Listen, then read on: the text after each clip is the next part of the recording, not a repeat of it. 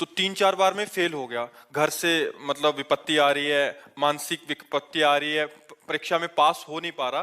तो अगर वो पास नहीं होता तो ये विपत्ति का समाधान तो नहीं हुआ, बट आगे चल के उसको कहीं अन्यत्र और अच्छा नहीं, मंगल अगर वो एक बार फेल हुआ और वो विचार करे कि मैं फेल क्यों हुआ हूं, एक चैप्टर है वो आपको पढ़ाया गया है और उसी पढ़ाए गए चैप्टर से प्रश्न हुआ है, तो आप कोई नशा करते हो, आप कोई गंदी बात करते हो, आप अपने चिंतन को कहीं बांट रहे हो, आप हटाइए और अपने चिंतन को एकाग्रता पूर्वक लगाइए और भगवान का नाम जप कीजिए और ना पास हो जाए तो आप हमें बताओ।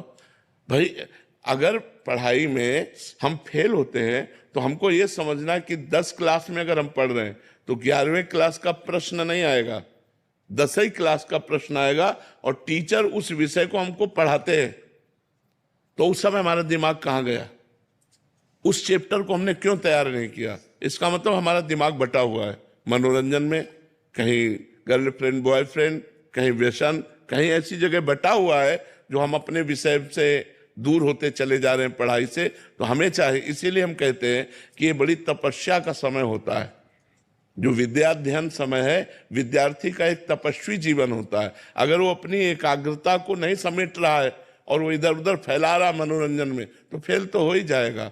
और भगवान का नाम जप करें और संयम से अपने चित्त को अपने पढ़ाई में लगावें तो निश्चित पास हो जाएंगे।